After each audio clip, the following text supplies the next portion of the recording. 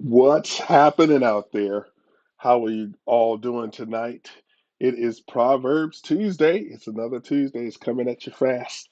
And if you saw the title, it's Get Rich Quick or Die Trying. Which one do you favor? And we're going to share with you some wisdom from the Proverbs that might cause you to pump your brakes. I know we live in a culture where it's all about the Benjamins, all about the money. And in America, we have, I think, 38% of the most wealthy people in our world live right here in the United States. And I think 18% of that lives right here on the East Coast. So it's all around us, right? The money, the desire to have and be able to buy whatever you want to buy. But what is the wise thing to do? What does wisdom tell us to do? And are we going to heed? Are we going to listen to that wisdom? And so, hey, I'm Everett Pope. I am here to share with you the wisdom from the Proverbs because I believe a proverb a day might keep the devil away, might keep bad decisions away, might keep evil away, might keep you out of jail. Just you just never know, man, if you just apply this wisdom. And today's proverbs are in a similar way. And I hope you're having a really good day. I should say, I trust you're having a really good day. It's Tuesday. It's another week, and these things they're going to keep going. Days are going to keep coming until we get to the end of our days. That's why what you do in between the birth date and your death date matters most. And that's why I'm actually here sharing this wisdom because you matter to me. Your life matters to me, and I know everybody that you see is not going to be upfront and tell you the truth. But I just want you to know, even though I don't know you, all of you, that I do love you because God loves you, and you were made in His image. You are special. You are important to Him. And if you just hang in there a few seconds and listen to what His Word says, you'll see, I think, how much He loves you. So if you look to the screen, you can see the verses. Today is the 23rd of April, and the 23rd proverb or division of the Proverbs in verse 4 and 5 of the verses I want us to read, it says, and I'm reading from the ESV translation, it says, "Do not toil to acquire wealth. Be discerning enough to desist. When your eyes light on it, it is gone, for suddenly it sprouts wings, flying like an eagle toward heaven." Wow. Wow. Easy come, easy go. And so my title is Do you want to get rich quick? Most people do. It's just part of our desire to have ease of life, to have the opportunity to have at my disposal the things I desire, the things I want, and to be able to do that with the most amount of ease, to exert the least amount of effort and receive the most effective benefit. That's all of our desires. Why wouldn't it be? But it says here in this proverb, which is very clear when you look at it, it says, "Don't toil to acquire wealth. Don't just work to acquire wealth, just to have wealth. Don't just work, grind, hustle, just so you have a lot of money." He says, "Be discerning enough." And this is interesting here, and I love the way ESV puts it. If you looked at these verses 4 and 5, particularly 4 in other translations, you'll see there's a difficulty in people trying to figure out which way it goes. For example, I'll share with you the NIV version. The NIV version says, "Do not wear yourself out to get rich. Do not trust your own cleverness." And so when you're reading the word, sometimes these are important because understanding how the verses go. So in Hebrew, Hebrew is a verb, subject, object language. All right. English is a subject, verb, object language. Everett spoke tonight.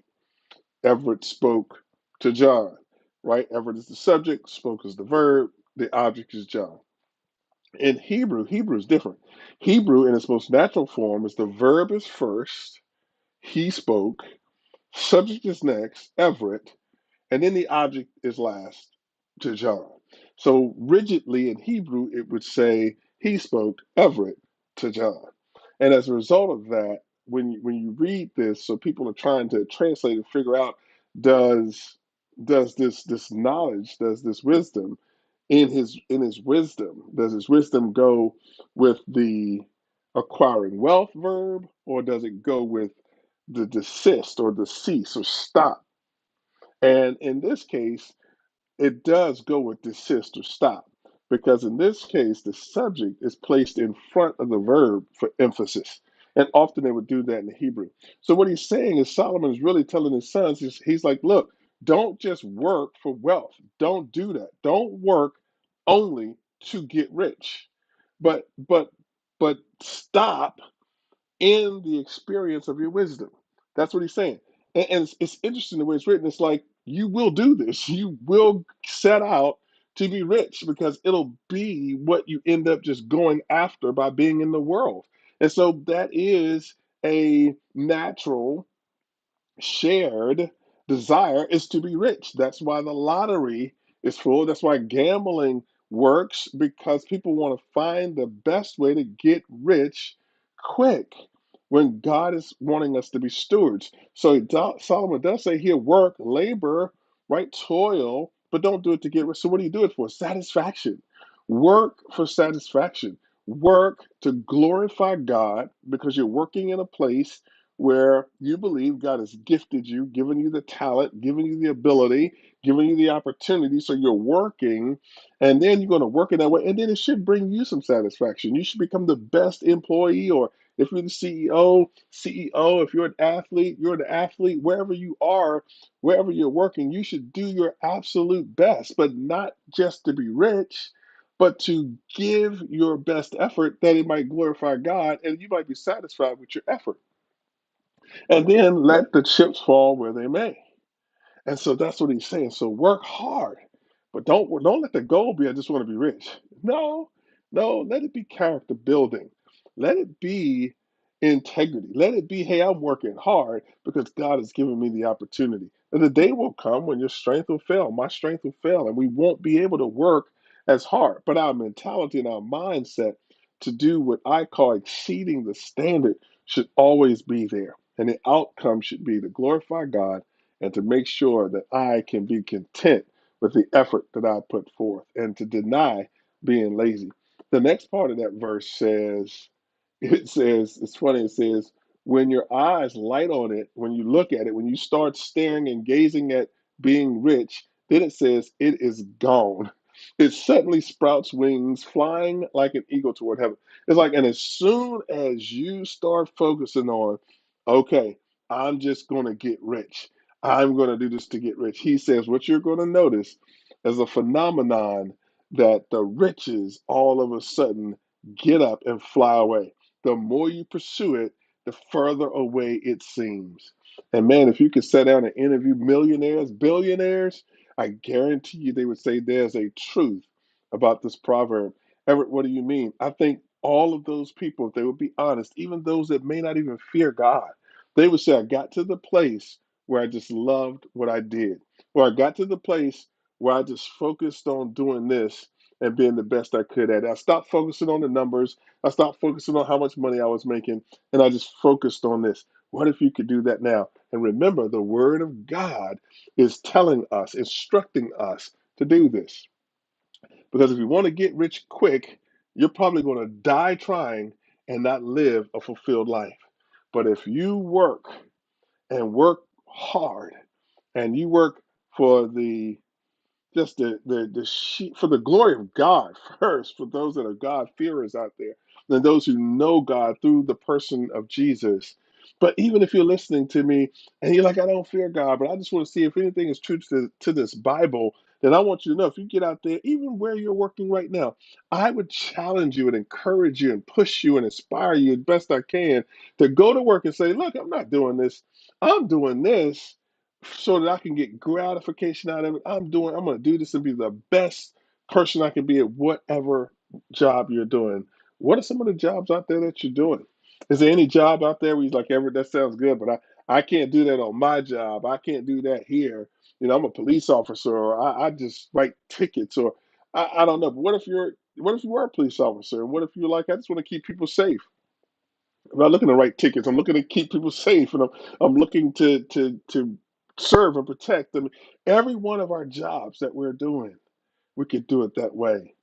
As a pastor, I actually happen to be a pastor, and as a pastor, my desire is to see people have a real thriving relationship with Jesus. I want to see them understand and know who God is, because that's the only way they're going to really know who they are on the inside and live the best life possible. But sometimes when we're chasing money, we can't see what God has done because of the chase, instead of understanding that God has created us in such a way where we can achieve. And then if you're out there and you are wealthy and you are rich, you're not just rich to be rich, you're rich to be a conduit, to be a blessing to someone else. And you'll find joy even in that. Don't let those riches sprout wings and get up and fly away, because you all of a sudden start focusing on looking at the money. When you make investments, they'll tell you, hey, put it in there. Don't look at it. Don't watch it. Just let it grow. Right? Same Solomon is saying this. He's saying, hey guys, hey sons, hey, come on, come closer, lean in. Do not pursue to be rich. Work hard, and through your experience and wisdom, find out the real reason to work. Provide for your family, provide for your needs, do your best, and be a blessing to someone else. I do believe that's some great wisdom for today. Hey, this is Tuesday. It's Proverb Tuesdays. We are excited to be here with you today. I hope you have a wonderful rest of your week. May God bless you. Love God, hate sin, have fun. If you can't have fun yet, count it all joy, because that's what the Bible says. Grace.